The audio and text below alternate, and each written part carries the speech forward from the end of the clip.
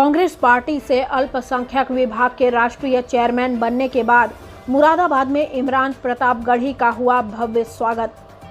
चुनावी सरगर्मियां तेज होती दिख रही हैं, जिसमें सभी पार्टियां अपने अपने पार्टी कार्यकर्ताओं को धरातल पर काम करने की बात कर रही हैं।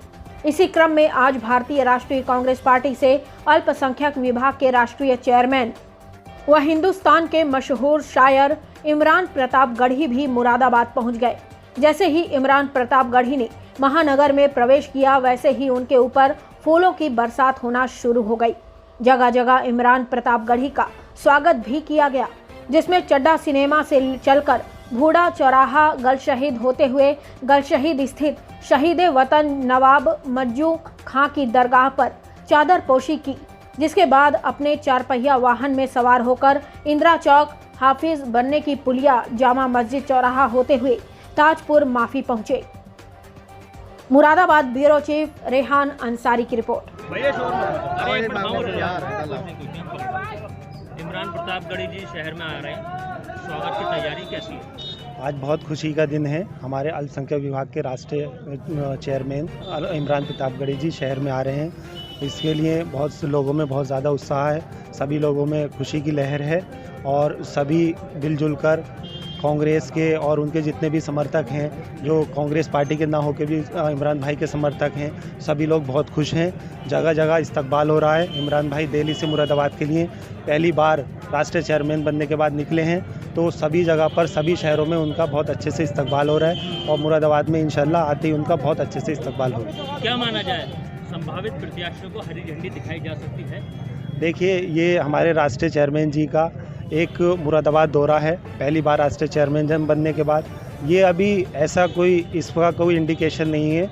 ये एक राष्ट्रीय चेयरमैन जी का एक अपना संभावना तो हो सकती है संभावना है, लेकिन वो समय के साथ ही क्लियर होगी। अभी इसमें ऐसा कुछ नहीं नज़र आ रहा है। कितनी पब्लिक जुटने का अंदाज़ा है? देखिए, आज जगह जगह अलग अलग पॉइंट दिए गए। कांग्रेस पार्टी के कार्यकर्ताओं को हमें अलग पॉइंट दिया गया और सभी संभावित प्रत्याशियों को अलग पॉइंट दिया गया। तो सभी पॉइंटों पर लगभग 2-4 हज़ार भीड़ तो आराम से जमा है और माशाल्लाह से इमरान भाई के इतने समर्थक हैं मुरादाबाद में, मुरादाबाद के बाहर, कि उनका चेहरा ही भीड़ के लिए काफ़ी। क्या क्या कार्यक्रम है इमरान भाई? इमरान भाई अभी एक यहाँ से एक रैली निकलेगी जो कि चड्डा सिनेमा से लेकर जामा मस्जिद, उसका आयोजन है, वो इंशाल्लाह बहुत अच्छे से सफल होगी। उसके बाद शाम में इमरान भाई एक सभा को संबोधित करेंगे और वो उनका सम्मान समारोह भी है जो कि जामा मस्जिद पार्क में है। उसके बाद वो एक ऑफिस का रिबन काटेंगे ताजपुर में और कल सनराइज़ हॉस्पिटल में एम्बुलेंस का रिबन काटेंगे।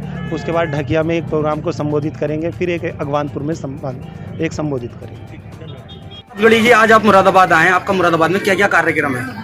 देखिए, स्वागत समारोह कई सारे पॉइंट पे लोगों ने मोहब्बतें दी हैं।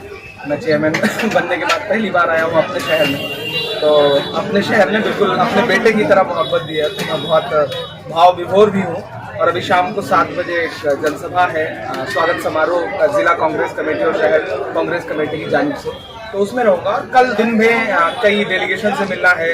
राबिया सैफी, जिस बच्ची का दिल्ली में, हरियाणा में कत्ल हुआ था हैवानियत के साथ, उसके परिवार से मिलना है। ढकिया टिलारी जाना है, वहाँ स्वागत समारोह है। अगवानपुर में प्रोग्राम है। तो पूरे शहर में जो भी आवाज़ दे देगा मोहब्बत से उसके पास चला जाऊँगा, तो मेरा घर है। आगामी 2022 के चुनाव में कांग्रेस पार्टी की क्या क्या रणनीतियाँ रहेंगी और किन किन मुद्दों को लेकर कांग्रेस पार्टी चुनाव लड़ेगी? देखिए, प्रियंका जी का करिश्माई नेतृत्व है हमारे पास, पहली बार विधानसभा चुनाव में, और कांग्रेस ने संगठनात्मक स्तर पर बहुत काम किया है। अब हम लोगों से ये कहा गया है कि अब क्षेत्र में हम निकलेंगे और लगातार इस तरह से लोगों के बीच में जाएंगे, माहौल खड़ा करेंगे।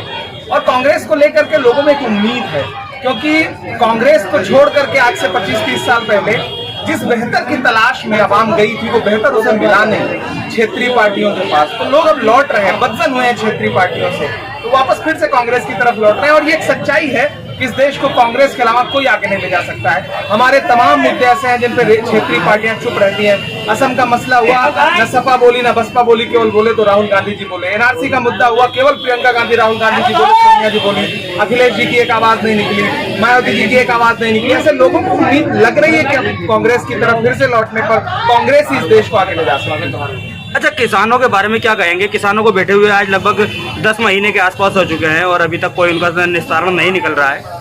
मुझे लगता है कि ये सवाल मेरे बजाय इस देश की सरकार से पूछा जाना चाहिए, विपक्ष के बजाय। नरेंद्र मोदी जी से पूछिए कि तुझको कितनों का लहू चाहिए अर्ज़े वतन, कितनी आहों से कलेजा तेरा ठंडा होगा। 400 से ज्यादा किसान दम तोड़ चुके हैं। नरेंद्र मोदी जी एक मानक सेट कर दें कि इतनी मौतों के बाद हम किसानों की बात मान लेंगे। अगर 400 मौतों के बाद भी वो उद्योगपतियों के दोस्त बन करके बैठे हुए हैं तो इससे शर्मनाक कुछ नहीं हो सकता। कांग्रेस किसानों के साथ खड़ी थी, कल भी खड़ी थी, आज भी खड़ी है, कल भी खड़ी रहेगी। अच्छा, दिल्ली के अंदर बार बार जो घटनाएं हो रही हैं, जो दरिंदगी वाली घटनाएं हो रही हैं, उस संबंध में आप क्या कहेंगे? देखिए, दिल्ली का जो लॉ एंड ऑर्डर है वो अमित शाह जी के अंडर में आता है।